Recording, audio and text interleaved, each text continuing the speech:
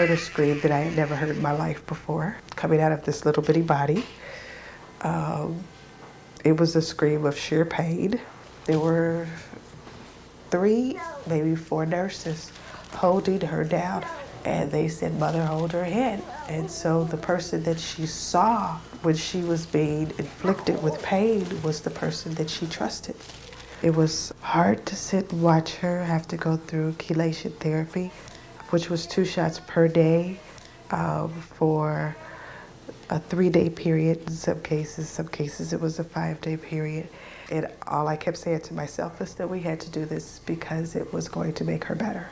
That was the first time I found out what lead could do to a child's system. And it hurt even more to find out that lead poisoning was an entirely preventable disease.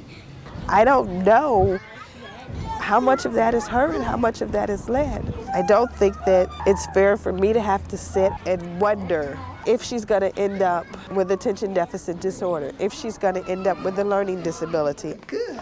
I would hope that people would consciously be aware of lead-based paint when they walk into a unit and protect themselves and protect our children. There's a child here, and this is old paint.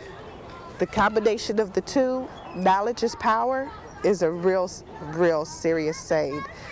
Because if they just consciously think for 1 minute before they start, that could make all the difference. If not for the sake of the family that you are in the house doing the work for your own.